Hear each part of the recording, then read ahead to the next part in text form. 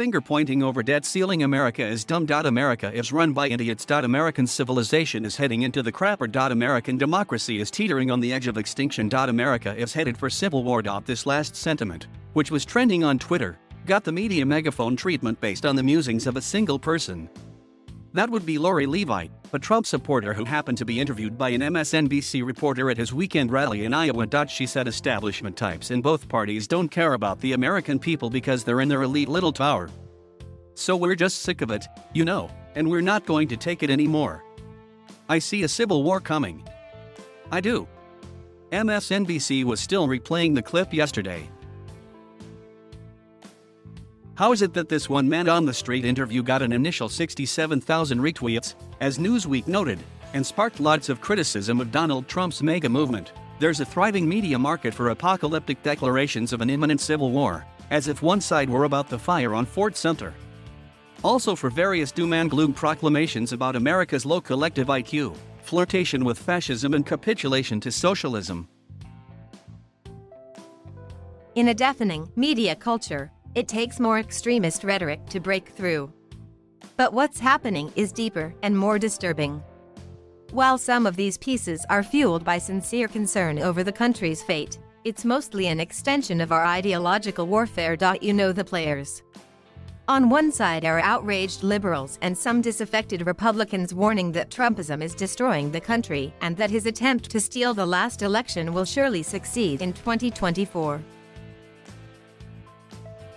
On the other side are conservatives and Trumpists sounding the alarm that Joe Biden is unfit for office, has already ruined the country, and is burying the American way of life. Aren't we all getting a little sick of this? Not normal political debate, not the Trump versus Biden arguments, but the hate, anger, and demonization that has poisoned so much of our discourse. The headline on the latest Jonah Goldberg column at the Dispatch: "Grow up, everybody. This is no way to save democracy." He writes that our political culture has led a lot of journalists to become party activists by proxy. On the right and the left, many journalists, including a great many objective reporters, think it's their job to help their preferred party make the best case for itself.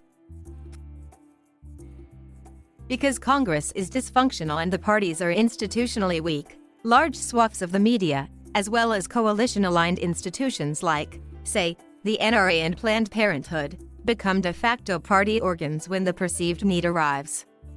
Parties used to educate and organize voters.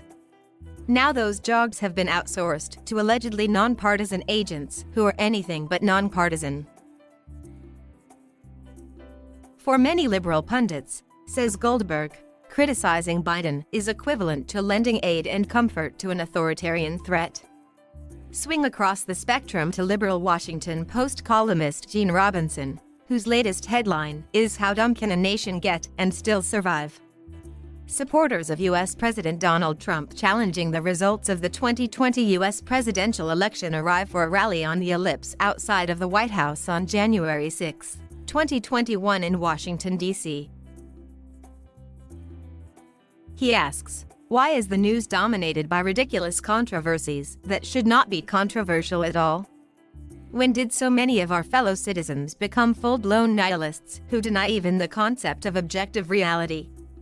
What set Robinson off is the moronic debt ceiling battle. The credit rating of the planet's greatest economic superpower has already been lowered because of this every few years ritual, and each time we stage the absurd melodrama, we risk a miscalculation that sends us over the fiscal cliff. Today's trenched warfare, political tribalism, makes that peril greater than ever. An intelligent and reasonable Congress would eliminate the debt ceiling once and for all.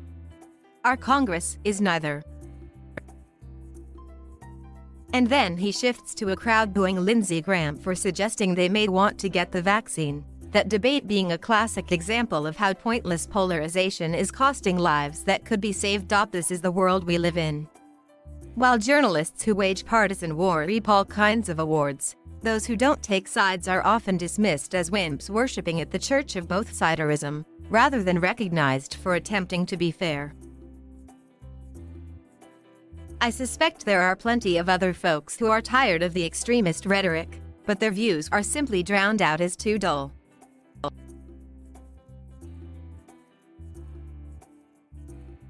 Thank you for watching.